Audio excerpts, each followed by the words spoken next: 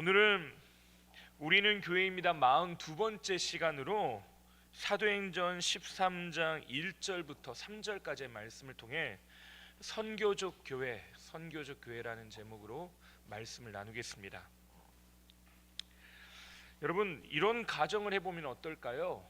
우리에게 열흘이라고 하는 시간이 갑자기 사라진다. 그냥 갑자기 사라지는 겁니다. 나이 먹는 것도 억울한데 그 열흘도 못 살아보고 갑자기 사라져 버렸다. 굉장히 충격적이시죠? 안 된답니다. 예.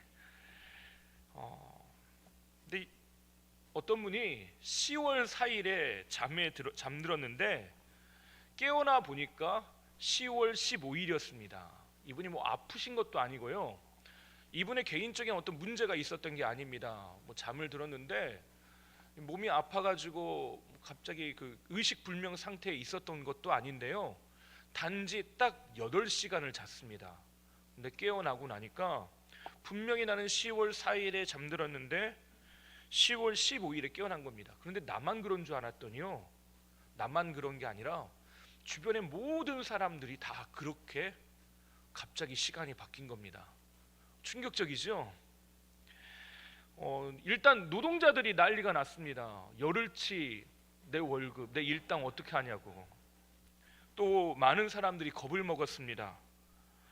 매일같이 찾아온다고 믿었던 그 하루가요, 갑자기 사라져 버린 겁니다. 10월 4일 다음은 무슨 날이죠? 며칠이죠?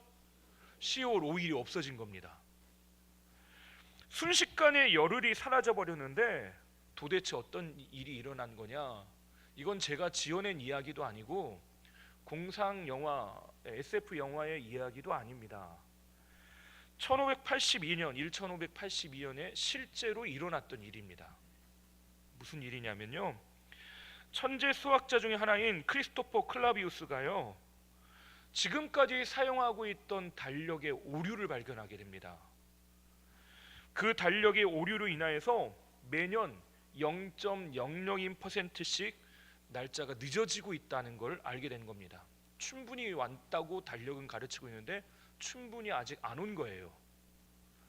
분명히 절기상에 와야 되는데 문제가 생긴 겁니다. 이 문제가 생기면, 충분히 문제가 생기면 뭐가 문제가 생기냐면요, 부활절에 문제가 생깁니다. 우리는 춘분을 기준으로 해서 부활절을 계산하는데 부활절이 자꾸만 틀어지는 겁니다.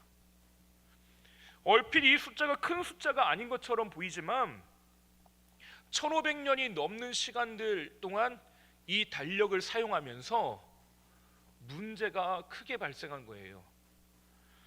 그래서 이걸 교황 그레고리우스 13세가 자신의 교황의 이름을 딴 달력을 만들게 됩니다. 그게 우리가 지금 사용하고 있는 그레고리력이라고 하는 겁니다. 이전까지는 율리우스력이라고 하는 로마 황제의 이름을 딴 달력을 사용했는데요, 이 이후에 그레고리 달력이라고 하는 걸 지금까지 우리는 쓰고 있습니다. 그래서 4년에 한 번씩 윤달을 만들어 가지고 하루씩 추가해서 쓰는 겁니다. 엄청난 변화가 일어나게 된 거죠.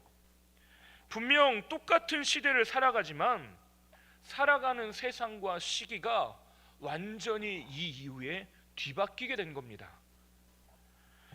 오늘 말씀이 그렇습니다. 지금까지 똑같고 변한 아무런 변화도 없는 것 같고 성경의 이야기들이 그냥 흘러가는 것처럼 보입니다. 그런데 제가 지난주에 말씀드렸던 것처럼 12장을 마치고 13장에 이르러서 엄청난 변화가 일어나기 시작합니다. 지금까지 교회가 자신들의 일들을 끊임없이 해왔습니다. 교회가 가만히 있거나 아무 일도 안 한 것이 아닙니다. 최선을 다해서 그리스도로 말미암아 사는 일들을 끊임없이 해왔습니다. 핍박과 환난 가운데도 그 신앙을 지키기 위해서 얼마나 노력했는지 모릅니다. 근데 13장에 와서 지난주에 제가 뭘 이야기를 드렸나요? 안디옥 교회 리더들이 세워진 이야기를 여러분에게 드렸습니다. 13장 1절 말씀을 함께 1절 말씀이 없군요. 제가 1절 말씀 우리 같이 성경 읽으셨으니까 함께 읽어보겠습니다. 안디옥 교회 선지자들과 교사들이 있으니 곧 바나바와 니게르라 하는 시몬과 구레네 사람 루기오와 분봉왕 헤롯의 젖동생 마나인과 및 사울이라. 지금 이름만 보면요 5명의 리더가 세워졌다고 이야기하고 있습니다. 5명의 리더. 그 면면을 보면 바나바는요 예루살렘으로부터 안디옥에 파송받은 사람입니다. 안디옥 교회가 세워졌다는 이야기를 듣고 예루살렘에서 파송을 했습니다. 이 사람이 본 적은 구브로이죠. 지금의 키프로스 섬 거기에 출신입니다. 그리고 이 사람은 부자일 뿐만 아니라 사람들에게 명망 높은 사람입니다. 늘 존경받는 사람이라는 거죠. 근데 그 다음에 등장하는 사람은 누굽니까? 니게르라는 시몬. 여기서 이 니게르라고 하는 말은요 우리 영어에서 요즘 잘 이런 표현 쓰지 않지만 니그로라고 하는 말입니다. 흑인이란 뜻이에요. 흑인 시므온이라는 거죠. 흑인이지만 이 사람이 가지고 있는 배경, 그때 당시에는 이 흑인이라고 하는 신분은 사람들에게 존경받지 못할 수 있는 그런 처지에 있는 사람입니다. 다음으로 등장하는 사람이 분봉왕 헤롯의 젖동생 마나엔이라고 하는 사람이죠. 구레네 사람 루기오, 이따가 말씀. 구레네 사람 루기오. 구레네는 지금의 리비아입니다. 그 북아프리카 출신의 루기오라고 하는 말은요 로마식의 이름입니다. 다시 말해 이 루기오라고 하는 사람은 로마의 배경을 가지고 있던 사람이에요. 다음에 등장하는 사람이 분봉왕 헤롯의 젖동생 마나엔입니다. 분봉왕 헤롯의 젖동생 마나엔. 이 젖동생이라고 하는 건 엄마의 다른 자녀라고 말할 수 있지만 그 가족의 양자로 입양되었거나 또는 그와 함께 동류로 여겨지는 그런 사람을 의미합니다. 그런데 이 사람이 누구의 젖동생이라고 하냐? 분봉왕 헤롯의 젖동생이다. 여기서 등장하는 헤롯은요 12장에 들어갔던 헤롯 아그리빠를 의미하는 것이 아니라 우리가 잘 알고 있는 세례 요한이 죽었을 때요 그때 헤롯 빌립이 세례 요한을 죽이게 되죠. 그때 등장하는 분봉왕, 이 가문과 엮여 있는 사람이라는 거죠. 헤롯 가문과 엮여서요 가문 쪽으로 권력을 가지고 있는 가문인 겁니다. 사울은 우리가 말할 필요도 없이 너무나 잘 알고 있는 바울을 의미합니다. 이 사람은 굉장한 높은 학력을 가지고 있고 사람들에게 유대교의 배경을 가지고 말씀을 가르칠 수 있는 능력이 있습니다. 하지만 문제는 스데반의 핍박의 주동자로 무수한 사람들에게 상처를 주었던 사람입니다. 지금 안디옥 교회 리더들이 어떠냐? 각자가 가지고 있는 배경이 다 다릅니다. 배경이 다르고 가지고 있는 생각들이 다를 수밖에 없죠. 그러면 어떤 일이 벌어지겠습니까? 의견 충돌도 일어날 수 있고 교회가 잘못하면 산으로 갈 수가 있습니다. 신분, 상황, 그들의 마음과 생각들 결이 다 다르고 있다라는 것이에요. 그 배경들이 다른데 그들이 뭘 했냐? 그 5명의 리더를 세우고 금식하며 기도했답니다. 하나님께서 우리 교회를 통해서 세우시고 일하실 그 하나님의 일들을 기대하면서 주를 섬겨, 주를 예배하고 금식하며 기도했대요. 여러분, 금식하며 기도하는 게 여러분 뭐라고 했습니까? 나의 죽음을 의미하는 거라고 했죠. 내가 가지고 있는 생각을 죽이는 겁니다. 하나님 앞에 단식 투쟁하면서 나의 의견을 관철시키기 위해 투쟁하는 것이 아니라 나의 죽음을 경험하는 것이 금식 기도라고 했습니다. 그들이요 내가 가져왔던 살아왔던 배경들, 내 철학, 생각, 그리고 삶의 철학들을 다 내려놓습니다. 그리고 뭐에 순복하기로 결정했다는 것입니까? 주님께만 순복하고 주님의 말씀만 듣고 주님의 말씀만 따라가겠다고 결정한 것입니다. 온 교회가 지금 그것에만 마음을 두기로 결정한 것입니다.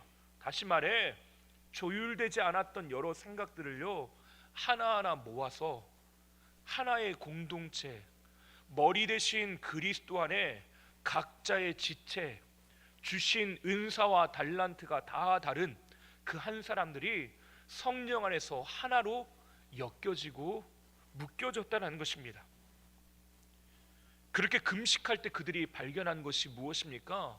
주님이 성령께서 이렇게 이르십니다. 우리 2절 말씀을 다시 한번 읽어보겠습니다. 주를 섬겨 금식할 때 성령이 이르시되 내가 불러 시키는 일을 위하여 바나바와 사울을 따로 세우라 하시니.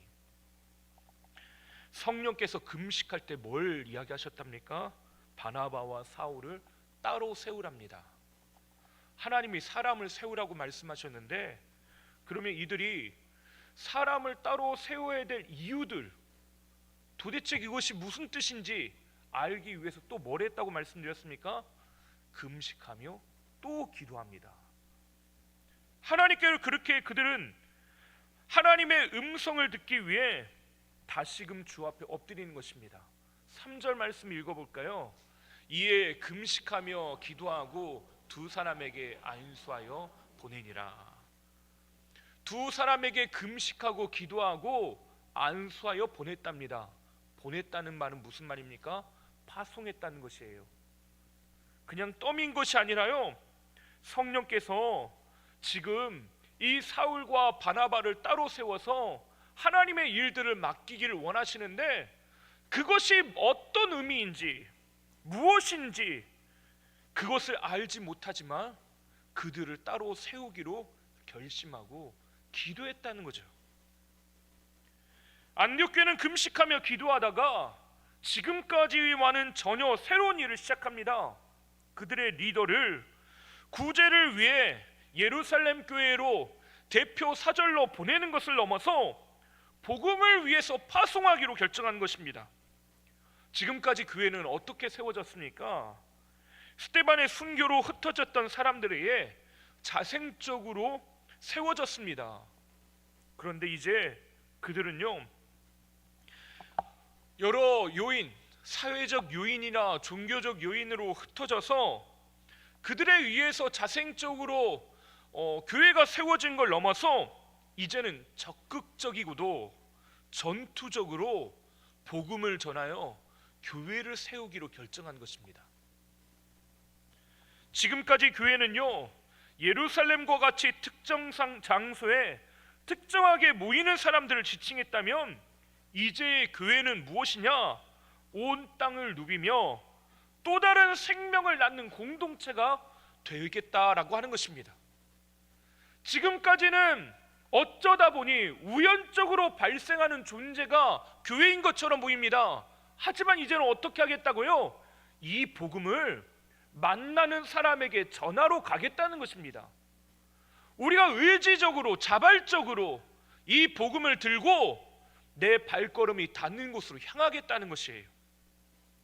사울은 예수 믿는 사람을 핍박하기 위해서 원정을 떠나는 것도 이 사울은 부끄러워하지 않았습니다. 다메섹으로 가던 중 부활하신 예수님을 만났는데, 그가 왜 다메섹으로 갔습니까? 예수 믿는 사람들을 잡으려고. 집에 있는 그 예수 믿는 사람들을 끌어내어서 그들을 처단하기 위해서 간 것입니다. 근데 이제 그 사울이 어떻게 한다고요? 예수 믿는 사람을 세우러 간다는 것입니다. 사울을 향한 주님의 계획, 그 부활하신 예수님께서 그 다메섹 도상에서 이 사울을 향해서 이렇게 말씀하셨습니다. 우리 사도행전 9장 15절 말씀 함께 읽어볼까요? 주께서 이르시되 가라, 이 사람은 내 이름을 이방인과 임금들과 이스라엘 자손들에게 전하기 위하여 택한 나의 그릇이라. 주님이 뭐라고 말씀하셨습니까? 이 사울은 내 이름을 이방인과 임금들과 이스라엘 자손들에게 전하기 위해 택한 나의 그릇이다. 복음을 전하기 위해 세움받은 사람이라는 거죠. 사울은 지금까지 뭐 했다는 겁니까? 뭐 했습니까? 예수 믿는 사람을 잡으려고 원정을 떠날 정도의 열정을 가지고 있던 사람입니다. 그런데 이제 오히려 반대로 예수를 알지 못하는 사람에게 예수를 전하기 위해 가게 됐다는 거죠. 바울은 분명히 교회를 뒤집어 놓았습니다. 이 핍박 얼마나 큰 핍박이고 어려움이었는지, 무수한 사람들이 이 문제 때문에 고통을 받고 가정과 삶의 해체를 경험했습니다. 근데 주님은요, 그걸로 끝나지 않고 이 사람이 변화될 것인데 이 사람을 통하여 주의 복음이 전해질 것이라는 겁니다. 그리고 이제 그 하나님 나라의 구원, 그 하나님 나라의 일이 이제 새롭게 열려지는 구원의 서막이 열리게 됩니다. 수동적으로 어쩌다 보니 복음을 전하는 걸 넘어 온 세상에 그리스도의 계절이 오도록 자신의 삶을 적극적으로 드리기로 결정한 것입니다.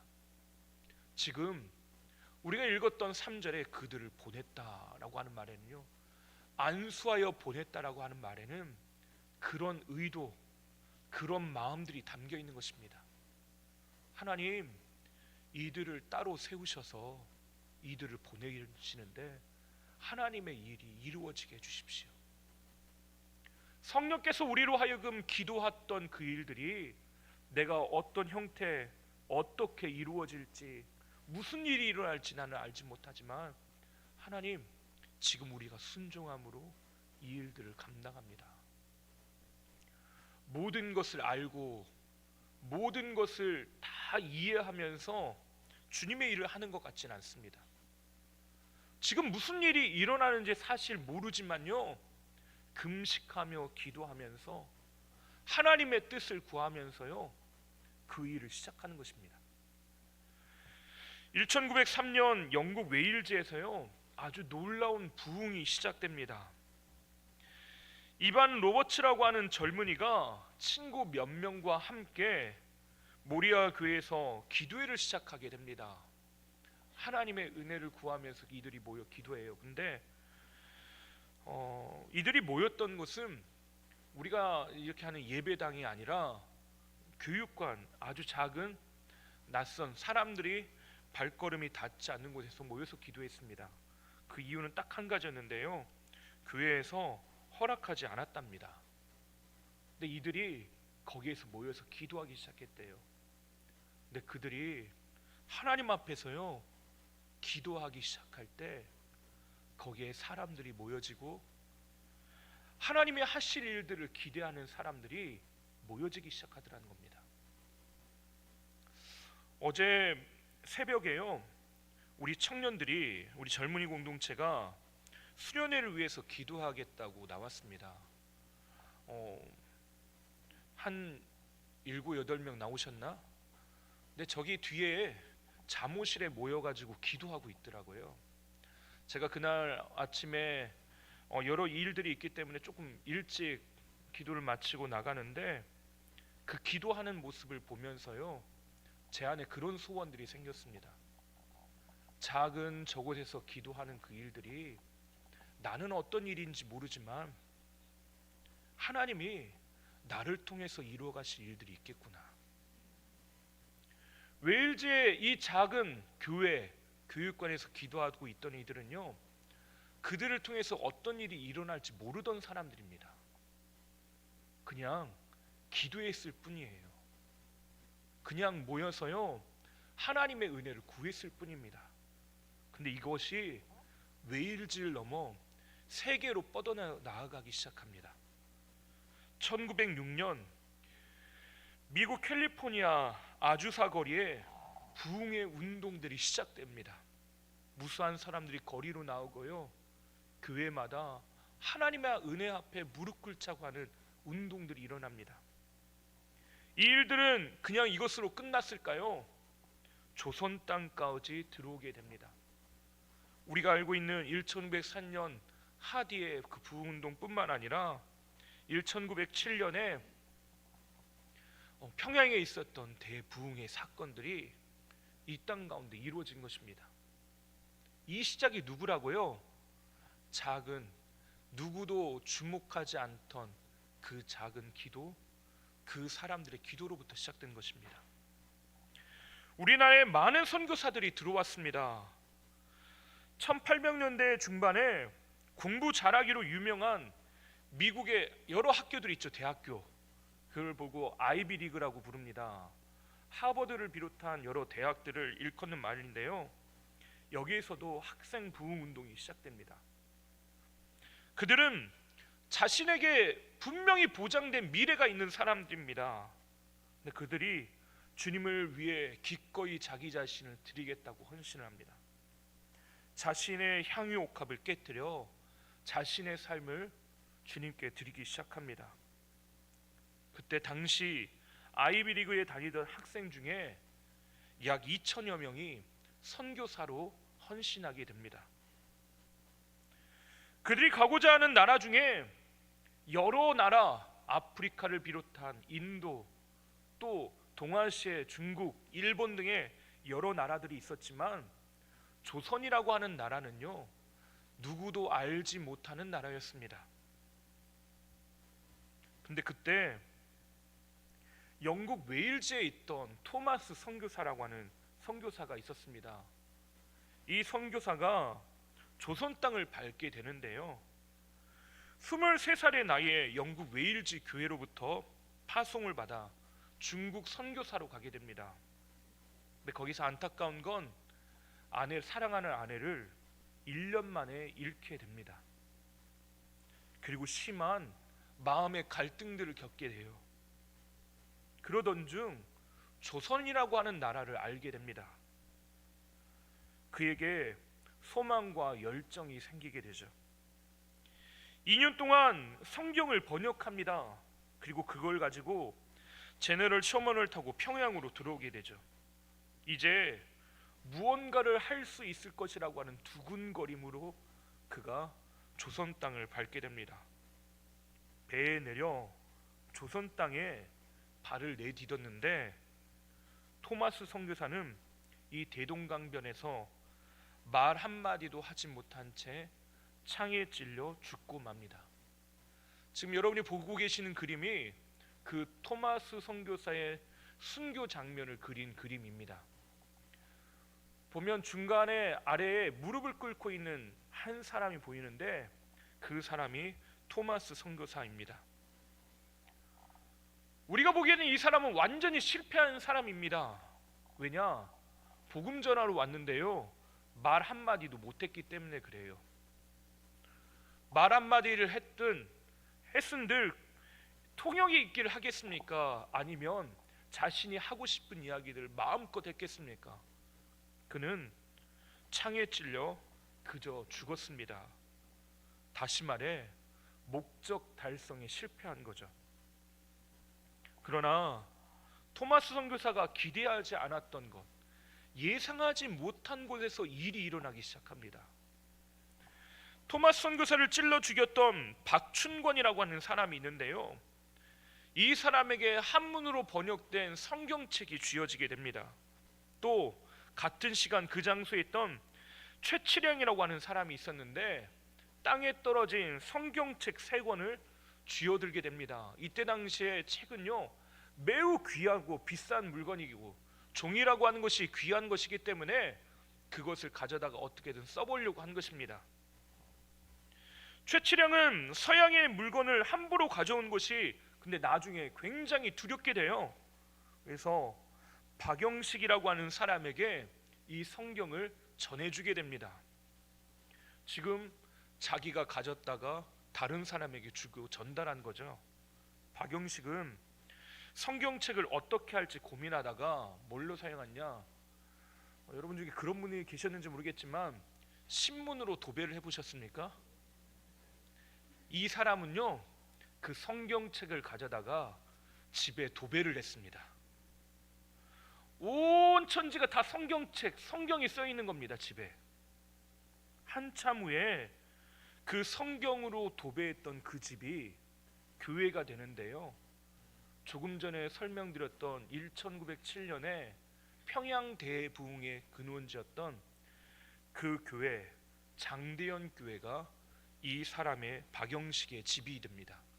박영식의 집이 널다리 교회라고 불리다가 나중엔 장대현 교회로 이름이 바뀌게 된 것이죠. 토마스 선교사를 찌른 박춘권은 어떻게 됐을까요? 그가 가지고 간 성경책을 그의 조카 이영태가 읽고 예수를 믿게 됩니다. 그리고 이 이영태는요, 레이놀즈 선교사를 도와 성경 번역하는 일을 동참하게 됩니다. 아무런 열매가 없는 것, 토마스 선교사만 보면 토마스는 분명히 실패했습니다. 하지만요, 주님은 실패가 아니라는 거죠. 지난 2주 동안 선교사님들이 우리 교회에 방문하셨습니다. 선교사님들의 이야기를 들으면서요, 감동도 있고 제 마음도 뜨거워지는 것들을 경험했습니다. 그러나 선교 사역이라고 하는 것이 단기간에 열매 맺는 것이 아니더라고요. 언어를 배우는 것, 또 문화를 공부한다는 것, 그 땅의 사람들의 삶을 이해한다는 것, 그것이 얼마나 어려운지 모릅니다. 선교 사역을 진행하지만요, 나와 다른 타문화권에서 복음을 전한다는 것이 때로는 오해도 사고 억울한 일도 당하고 마음도 아프고 상처도 받고, 가장 중요한 건 아무런 열매도 느껴지지 않는 외롭고 실패감으로 찾아오는 시간들이 있기 때문에 그렇습니다. 그런데 선교사님들의 이야기를 듣다가 때를 얻든지 못 얻든지 주의 복음을 전한다는 것이 이런 것이구나라고 하는 걸 다시 한번 깨닫는 시간이었던 것 같습니다. 이전 시대의 선교는요, 돈을 지원해주고 보내는 것, 그것을 잘하면 선교사였습니다. 선교하는 것이었습니다. 그래서 예전에는 선교사를 몇 명을 보냈느냐가 굉장한 중요한 지표 중에 하나였습니다. 그래서 우리는 선교사를 몇 명 보낸다, 몇 명 보냈다, 어떻게 그 선교사가 일하고 있다, 그게 중요했어요. 하지만 오늘날에 와서 선교학은 조금 방향이 달라졌습니다. 보내는 것도 중요하지만 함께 참여하는 것이 중요하다는 것이에요. 선교사님을 위해 재정을 보내고 지원하는 걸 넘어 우리가 그 일에 함께 마음을 다해 기도하는 것이 더 중요하다는 거죠. 지난 8일 토요일에 우리 교회에서 다음 세대를 위한 여수 광양지방 교육부 주관으로 한 집회를 진행을 했습니다. 강사 목사님이 정말 코미디언보다 더 웃기시더라고요. 그래서 어떤 분은 얼마나 웃긴지 손수건을 꺼내서 입을 막아가며 웃으셨다고 합니다. 제가 설교하실 때 좀 그렇게 하시지, 그런 생각들을 좀 했습니다. 그런데 지난주에 만난 목사님들마다요, 그 집회에 대한 이야기를 빼놓지 않고 하시더라고요. 집회의 내용들, 강세에 대한 이야기들도 참 많이 했지만 제가 가장 많은 들은 이야기가 뭐냐, 밥이 엄청 맛있었다는 겁니다. 그런 카레를 한 번도 먹어본 적이 없대요. 카레가 정말로 맛있었다는 이야기를 제가 진짜 거짓말 조금 못해서요, 수천 번 들은 것 같습니다. 조금 못한 겁니다. 근데 많은 분들이 이 칭찬을 하면서 밥이 맛있었다라고 하지만 꼭 뒤에다가 덧붙여 하시는 이야기가 있었습니다. 그 이야기가 뭐냐면, 진남제일교회가 다음 세대를 위해서 얼마나 고민하고 얼마나 이들을 지원하고 이들을 생각하고 있는지가 느껴졌다는 거예요. 오는 아이들이 어떻게 하면 맛있는 거 먹을까 고민한 것, 또 어떻게 하면 이 아이들이 좋은 것 먹일까, 그 고민한 것이 모든 분들이 느껴졌다는 겁니다. 카레 그러면요, 그냥 보통 먹는 카레, 오뚜기 카레에다가 아이들 주면 좋은데 이것이 맛있는지, 뭘 넣으면 좋은지, 어떻게 하면 좋은지, 그걸 고민하는 게 느껴지더라는 겁니다. 이건 제가 지어낸 이야기가 아니라 하필이면 그날 연회에서 정책 포럼이 있어서요, 거기 참여했는데 만나는 목사님들마다 저에게 이야기하시고, 심지어는 저는 가만히 있는데요, 그 목사님들이 다른 지방 전주, 익산, 군산 여기저기 있는 목사님들을 붙잡고 우리 김대훈 목사님이 있는데 우리 지난주에 이 교회 가서 카레를 먹었는데 얼마나 맛있었는지 모른다고 전국 방방곡곡에다가 자랑을 하는 겁니다. 근데 꼭 하시는 말이 이 교회에 미래가 있다고, 다음 세대를 위해서 얼마나 사랑하고 그들을 생각하고 있는지 모른다고. 제가 얼마나 격려가 되고 위로가 되는지 모릅니다. 저는 솔직하게요, 이 일들을 진행하면서 우리 성도님들에게 또 다른 짐을 지어드린 것 같아서 얼마나 죄송했는지 모릅니다. 밥하고 또 청소하고 사람들 오면 맞이해야 되고, 저도 저지만요, 우리 성도님들이 고생할 거 생각하니까 참 마음이 좀 그랬습니다. 그런데 우리 성도님들의 마음 가운데 있는 다음 세대를 생각하고 기도하는 그 마음이 하나님 앞에서 품기 시작한다면 어떤 결과를 맺게 될지 제가 보여지기 시작하더라고요. 아, 이것이 하나님께서 우리에게 주신 마음이구나. 다시 한번 이 자리를 빌어서요, 온 마음을 다해서 섬겨주신 우리 성도님들께 다시 한번 감사를 드립니다. 사실 우리에게는 다음 세대에 대해서 보장된 것이 아무것도 없습니다. 다음 세대를 위해서 기도하고 우리가 투자하고 또 세워간다고 말을 하지만요, 사실 결과가 지금 당장 이게 맺어지는 게 아니에요. 정말 죄송하지만 믿음 없는 소리인지 모르겠지만 어떤 결과를 맺을지도 우리는 아무도 모릅니다. 기도한다고 하지만요, 그 기도가 어떤 모습으로 열매로 보여질지 우리는 누구도 몰라요. 어쩌면 정말로 밑 빠진 독에 물 붓는 것 같은 일들일 수 있을 것 같습니다. 복음화율 1% 미만, 미전도 종족의 기준이 복음화율 5% 미만이거든요. 근데 이미 지금의 어린이, 청소년, 청년의 세대는요, 복음화율 5% 미만이 넘어서 1% 미만으로 치닫고 있습니다. 100명 중에 1명 교회 갈까 말까 하는 수치라는 거예요. 우리가 온 마음을 다해서 열정을 다한다고 하지만요, 토마스 선교사가 열심히 준비해 와가지고 조선 땅에 딱 발을 내디는데 한마디 못하고 창에 찔려서 억 하고 죽었습니다. 그런데 그게 실패라고 할 수 있을까요? 결코 실패가 아니라는 거죠. 웨일즈의 작은 교회 교육관에서요, 기도했던 그 일이 어떤 일이 이루어질 것을 기대하고 했을까요? 아니요, 그들은 아마도요, 주님의 은혜에 갈급하고 갈망하는 마음으로 그냥 기도했을 뿐일 겁니다. 하지만 그것이 어떻게 온 세상에 영향을 미치고 어떤 일이 일어났는지는 오늘날 우리가 그 증거들이에요. 당장의 열매는 없습니다. 하지만 5년 후, 10년 후 우리의 미래, 주님의 나라를 위해서 우리는 씨를 뿌려야 하는 것입니다. 기도하고 응원하고 투자해야 하는 것입니다. 그 샘물결의 파도를 일으킨 안디옥 교회, 작지만요 금식하면서 기도할 때 주신 그 주님의 마음을 따라 사울과 바나바를 구별하여 안수하고 파송했던 것처럼 주님께서 일을 하실 것을 기대함으로, 지금 당장은 그것이 무슨 일이 어떻게 일어날지 모르지만 주님께서 우리 가운데 하실 일들을 기대하는 마음으로 우리는 주의 일들을 해내가야 하는 것입니다.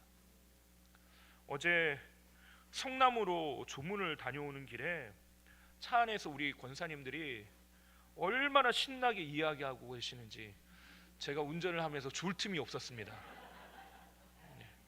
너무 재밌게 즐겁게 이야기를 하시더라고요. 오랫동안 차를 타고 오는데 지칠만도 하는데 정말 죄송합니다만은 입은 안 지치시더라고요. 먹는 것도 정말 잘 드시고 말하는 것도 정말 잘하시고, 근데 그 대화 중에요, 아무렇지도 않게 지나갔던 어떤 권사님이 하셨던 말이 저에게 메아리처럼 떠나지 않습니다.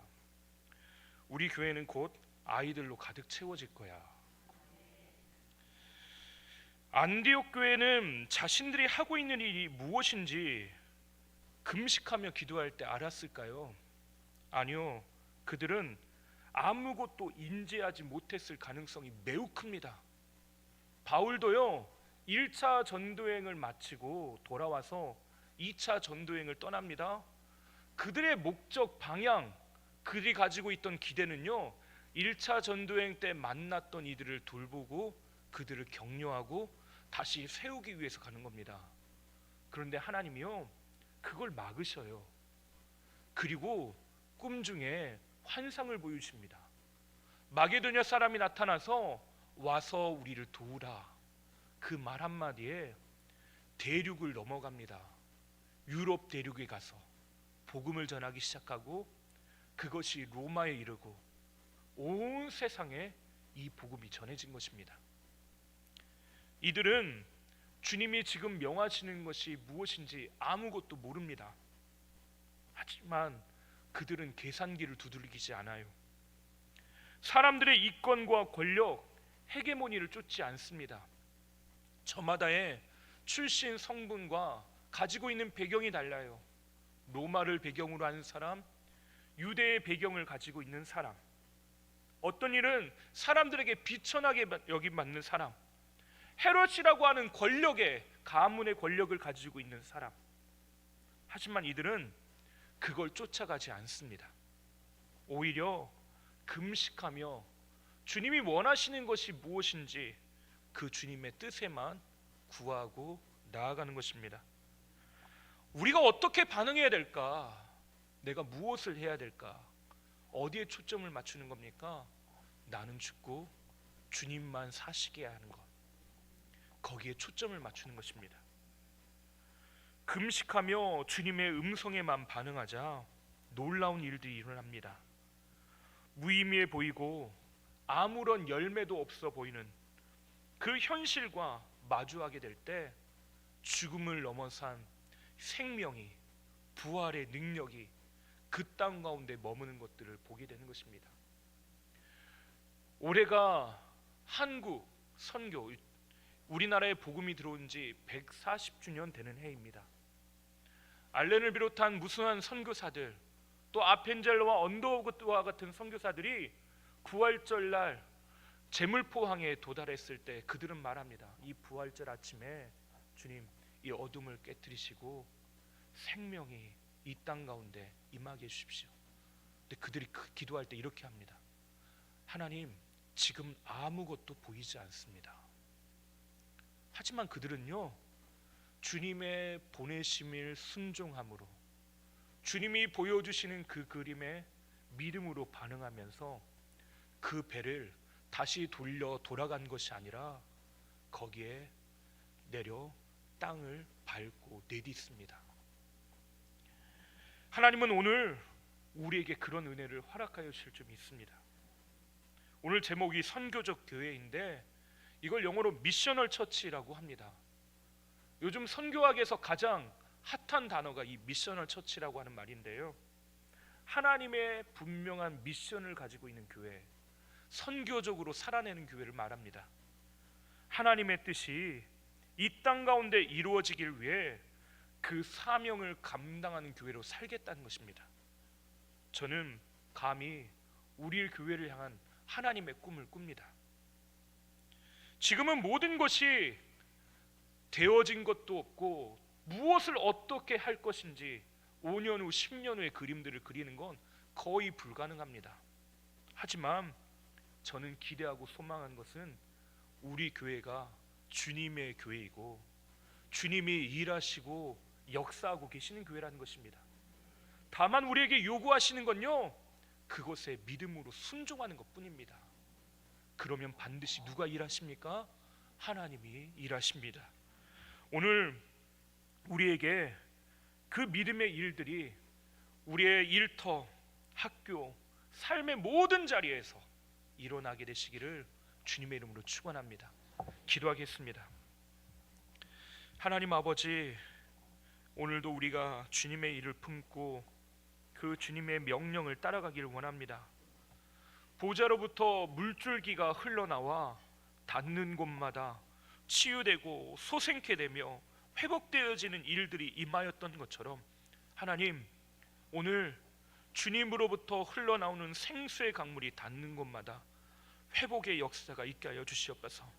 우리 진남 제일교회를 통하여 하나님의 거룩한 물줄기가 다시 샘솟게 하여 주시고, 이 지역사회와 우리의 가정과 우리의 일터, 우리의 삶의 자리, 우리의 자녀들의 삶 가운데 그 물줄기가 흘러가 닿는 곳마다 살아나는 역사가 임하게 하여 주시옵소서. 하나님, 우리가 심는 것은 아무런 무의미한 것이 없는 줄 믿습니다. 그 주님의 말씀을 심고 그 주의 사랑을 심어냄으로 말미암아 이 땅 가운데 의의 열매, 그 하나님의 가득한 열매가 가정마다 이 지역사회와 우리의 교회 가운데 가득하게 맺어지게 하여 주시옵소서.